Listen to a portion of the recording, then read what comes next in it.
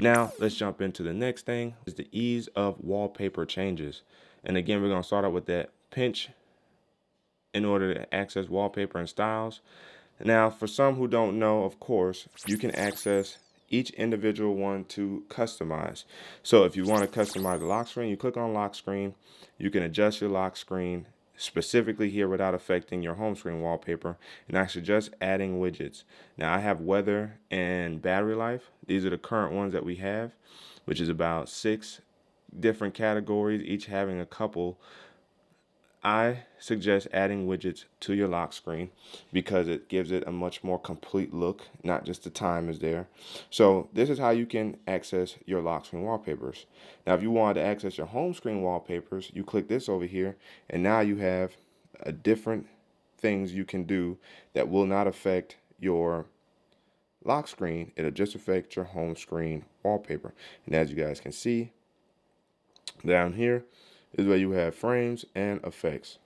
This is a great way to exclusivize your changes without doing holistic changes to your device. Now, you can also come in here to change wallpapers, and this is where you can get more creative because this is where you can add live wallpapers for your lock screen. You can go into your gallery, have a 15 wallpaper set, and then this is where it gets even more creative with generative AI based wallpapers. It will have the watermark down in the very lower left corner, and photo ambient wallpapers, which I still have not gotten to work yet, but it is a labs feature that you will find in the labs category in your settings, which is in advanced features.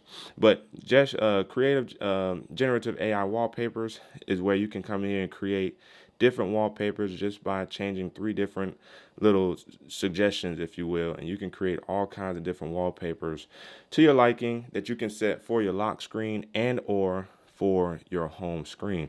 So that's just a simple way to access your wallpapers at ease. Color palette, my suggestion is just leave it normal because to me, you get more color out of the basic color palette than changing the color palette, turning it on and trying to match your wallpaper. If that's why you want to do it, then of course you do it, but you get way more color out of the basic color palette instead of doing the customized color palette.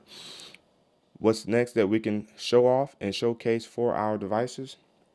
Well, let's jump back into lock screen real quick because you can also change your apps down here. I swapped my camera over here and moved flashlight to this side, and then you can have information down at the bottom of your device. I just have my name, but if you wanted to, you can have your contact information in the event that you lose your device. So thank you, Samsung, for including that ability or keeping it really all these years with your lock screen customizations because people be losing their phones, and sometimes all it takes is a phone number to call in order to get somebody's phone back to the rightful owner.